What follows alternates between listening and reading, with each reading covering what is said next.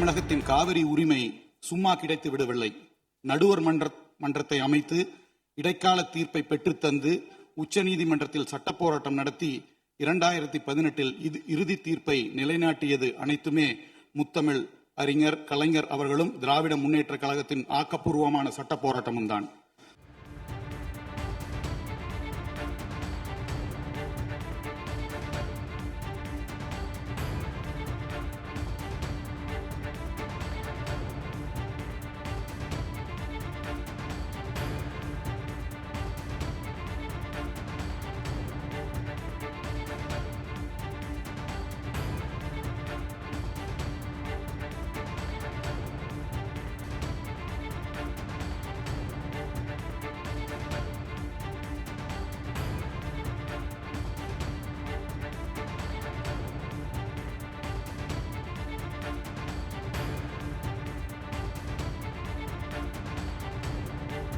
தமிழ்நாட்டில் உள்ள காங்கிரஸ் கட்சி தலைவர்கள் மேகதாதுவை விடமாட்டோம் என்கின்றார்கள், வரவேற்கின்றோம்.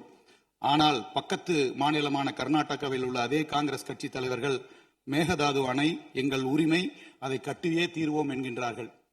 பேச்சுவார்த்தை நடத்தலாம் என்று கூறுகின்றார்கள்.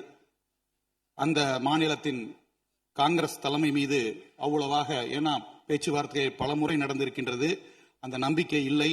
சட்ட ரீதியான போராட்டங்கள் மட்டுமே இதற்கு கை கொடுக்கும். அண்டை மாநில அரசுடன் அரசியல் நட்பு காரணமாக மேகதாது விவகாரத்தில் உச்சநீதிமன்றத்தில் இடைக்கால தடை வாங்குவதிலும் மத்திய அரசுக்கு அழுத்தம் கொடுப்பதிலும் தமிழக அரசு மெத்தன போக்குடன் செயல்படக்கூடாது என்பதை வலியுறுத்துகின்றோம். கூட்டணி தர்மத்தை விட தமிழக உரிமை தர்மமே பெரிது என்பதை இந்த அரசு நிரூபிக்க வேண்டும்.